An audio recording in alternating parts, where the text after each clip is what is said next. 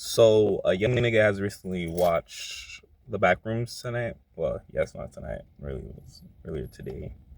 And so I watched it today, and I really want to get my thoughts on it because of how this movie is really important, right? This movie is really important, and it's an important move in our culture right now to shift pop culture, and that's with younger people being in media, right? Like or like having more say in the pop culture per se, right? Because a lot of the times when it comes to big movies like this, horror movies like this, like older people always get it, like it's people with more experience, and so we this is a week where we had two horror movies that are directed by younger people or more inexperienced people. So like Obsession was directed by a 26-year-old. I forgot to do his name. I'm sorry.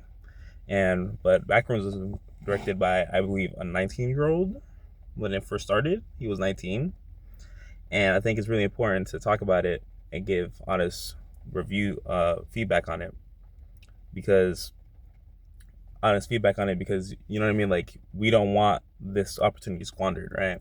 Now I'm sure a lot of people are going to love Backrooms. They're gonna love Backrooms because this is a age old concept. You know, like in the analog horror days, like in YouTube, people love this thing, right?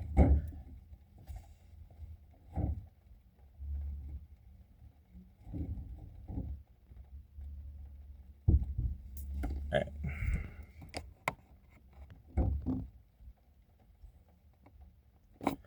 And so back in the day, like people loved the concept of the Backrooms, right? Like the Backrooms, the whole liminal space thing, the whole liminal space and the horror being like the emptiness. Even though there is a monster there, like most of the time, like, but it's like the idea of the emptiness of it and having your own thoughts, kind of feeling what that monster could be, was kind of like the novelty of it. And so the movie is announced, and you have a great main actor, which I also forgot the name of. I'm sorry, guys. I'm sorry, but I recognize him. Right, great black guy, black lead. We love seeing those in movies, right? And with the women's in all the marketing, whatever, and all the posters, whatever. So you know who the true protagonist is going to be. I like you kind of already felt that. Like if you ever watched Barbarian, there's like a protagonist shift in between. So like in Barbarian, like first half of the movie, spoilers for Barbarian, movie's like 4+ years old by now. I think if you don't watch it, that's on you. But in the Barbarian, in the first half, like we're focused on this woman. She goes to the Airbnb, blah blah blah. It's weird. And then in the first half, the monster gets her, and then we get to the second half, or this really the main protagonist of the movie, which is this guy, and we had the protagonist shift, right? So like I already knew that was kind of happening. The movie kind of gave sense of it, but I want to talk about this movie because I didn't love the movie, right? Like I think the movie was okay, right? Like I I I got to the movie and I was really having high expectations because 21-year old 19 20-year old director with this big project. I was really excited for it because I was like, this is our chance to really like do something, right? Like it was like our chance to do something. And the movie's fine, right? But what the problem with the movie for me especially was like you can tell that like this is a 20-year-old, right? And you can tell the 20-year-old is really in love with the concept of the back rooms. So like a lot of the like there's two scenes that spoil, not heavy spoilers, but like spoilers. But in the movie, right, when the characters first get into the back room, right, we spend a lot of time like them just walking around, not saying anything, and just looking around at the rooms, right? And as cool as that can be, right, it kind of gets boring because it's like the scene goes on for too long. Because it's like, okay, I get it, right? It's an ever expanding maze of shit, right? Like of forever generating rooms. So that makes sense. Like you know what I mean? Like so the audience can feel the gravity of the situation, right? Because especially because like if someone were never seen back rooms, like or know about the concept of the back rooms, like you'd see it, and that's what that was for. But that scene went on a little too long for me personally, and it was like there was no dialogue in it. It was just like the characters looking around in awe, like, oh, you know. And it's like that wears off after a while, right? And the biggest thing with me with the movie was is how they handled Carter and Carter and Mary, right? Oh, I'm going into spoilers. Sorry. You know, I mean, this movie came out today, so if you don't want to hear about, sorry. But yeah, but we get into their psyches, but not deep enough, right? I feel like I told my girl this, but I feel like with the concept like the back rooms, where it's like empty rooms or like something like that, where it's like kind of like the character has to do a lot of the heavy work. Okay, like has to do a lot of character heavy work, right? Like the character cannot like I have to learn something more deeper about these characters in this cycle of mazes, right? Because that's what the implication is, right? The implication is that like these rooms all have something connected to their persona and into their psyche, right? Either into their past or like, you know, their abusive relationships or whatever the case might be. We're supposed like they're supposed to show us something about their psyche, right? The movie's only an hour and 40 minutes. All right, it's only an hour 40 minutes. That's not well, not only that's a pretty good time for a movie. Like it's like an hour 40, hour 50 minutes, right? But at the same time, I feel like we gave so much time to trying to build the aesthetic of the back rooms that the character work just kind of fell short for me. Like, you know what I mean? Like Carter especially, right? Carter, we're told a lot of things about Carter, right? Like we're told a lot of things about Carter. Like Carter says, like he's like, oh, I like he's you know I'm abusive. Like you know he's like you know like he's like I hurt people, blah, blah, this that and the third. But we don't really see how he hurts people besides one interaction in like the role play with his with his therapist, right? With his therapist, and she's like, and like they have this whole back and forth with him and his wife that he's separated with, and we see how he is a scumbag and a dickhead, right? And he's like insults her and berates like his wife in his mind, right? Like that's literally what he would say, right? And so we know this nigga's not the best of people. But the problem is with that is that that's like one of the only times in the movie we see it because then afterwards, right? He brings his employees into backrooms and right. And so, but after that, we do the perspective change, right? Before that, the backrooms doesn't really show us too much of who Carter is, right? Of who Carter is like internally, right? We get some hints, but like I didn't feel like I got like a true deep understanding of Carter as much as I should have with like the concept of ever expanding rooms that are custom to your personality and to your trauma, right? Like you have like this concept like I should feel like I have like a deep understanding of him, right? Then like the monster, right? The monster is of course a reflection of Carter in some way, right? And what I would interpret it as is that, like, you know, the movie says Carter loves hurting people. And we kind of do see that a little bit with how, like, he kind of put his employees in harm's way. How he put his employees in harm's way to, like, be right, right? It's important to him to be right. You know what I mean? Like, in a conversation with his wife, he wants to be right. Right. It's not he doesn't try to defuse the situation or anything. He wants to be right. Right. Like he wants to be right. And he wants to prove his therapist right that he's not fucking crazy because he like she doesn't fucking believe that a fucking ever extending backrooms is in the bottom of somewhere. Right. She doesn't believe him, so he's like, I'm gonna make you you're gonna owe me a fucking apology. Right. He says that. And then he puts them in harm's way. They die. Right. And then in the dinner scene where him and Mary comes down and Mary and him talk, right?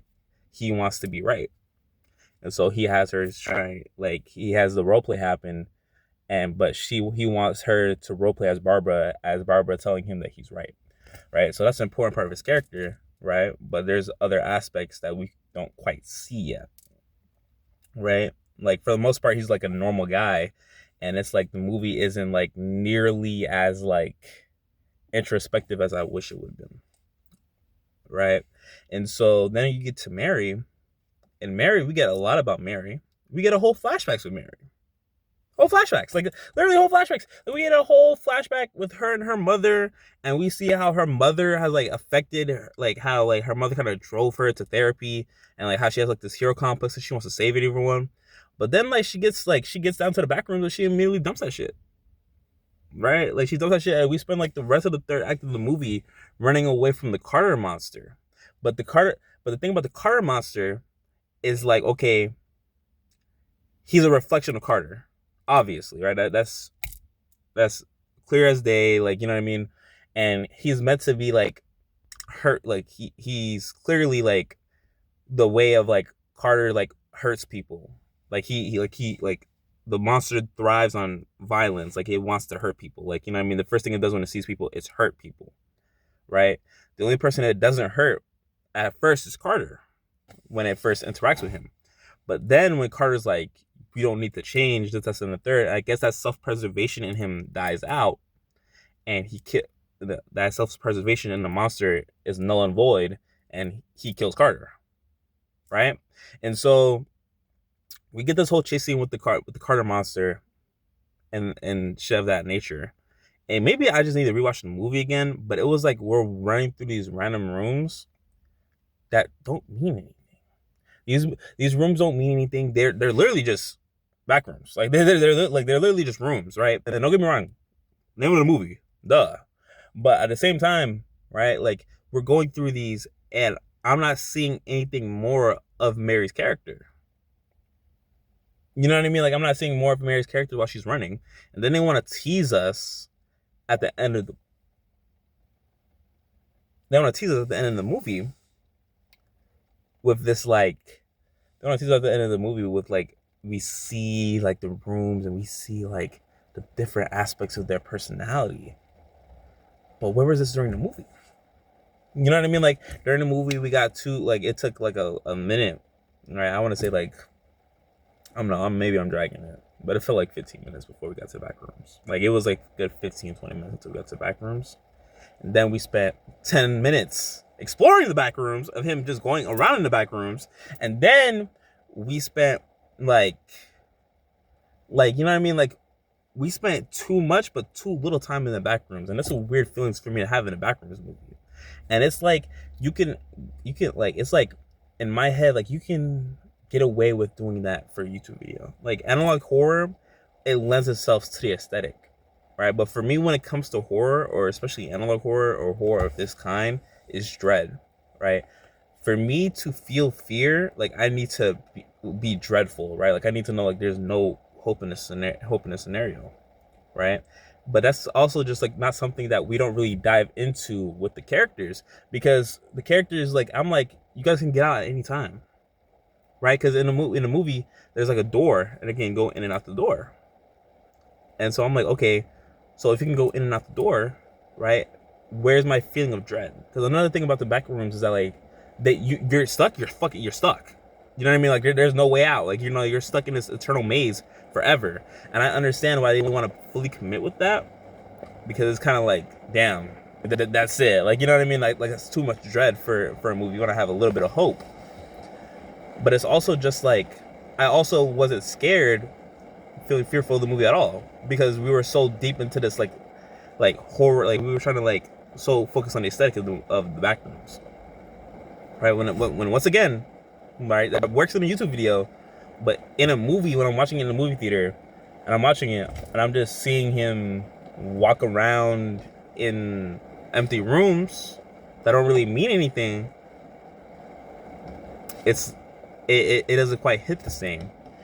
And so, movie, but at the end of the day, the movie was fine. I think the acting was fantastic. Carter did an amazing job. Carter did a fantastic job, acting. You know what I mean? Like he oh my god, like the scene, like the first scene when him and the therapist, when he's role playing and like he curses her out, and you just see the venom spew out this nigga's mouth, and you see how how resentful he is of his wife for the situation they're in. It's fantastic. It's fantastic. And it's like the other, like Mary did a fantastic job. Like all of them did, everybody did an amazing job in the movie.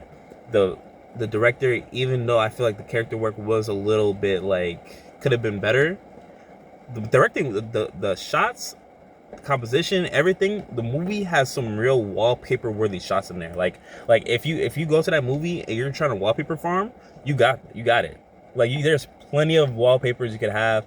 Like a lot of the shots were beautiful. Like I was like, wow. Like there's a lot of times in the movie I was like, wow, that's a great shot. You know, that like, wow, that's a great shot, or anything like that. And yeah, and the soundtrack was good. I still like Obsessions more, to be honest, but it was good. I think the movie was fine, right? I think it was like a good, like maybe 7, right? 6 out of 10, right? Like it's above average. It's good. It's good. Like it's like good. Like, you know what I mean? It's good. But where I'm disappointed in is that I wanted to love it. You know what I mean? And it's like, this is like one of the few times, because this year I've been trying to go to a lot of movies recently. I've been going to a lot of movies recently, actually. And I'm trying, like, when it comes to me, like, I wanted to love a movie because I'm paying a lot of money to go see a fucking movie. And so I want to see that. I want to love the movie. You know what I mean? I want to sit there. I want to love the movie, especially this Backrooms. Like, it's about an analog horror. It's about an analog horror YouTube concept, you know, online horror concept, and it's onto the big screen, and it's someone my age who's making it. So like, I wanted to love it, but I didn't. But that's okay. You know what I mean? It was just, it's a disappointment, but not as in like this shit is fucking dog shit, right? It's just like, I just wish it was awesome. It was good, but not awesome. That's okay. Yeah, I just wanna talk about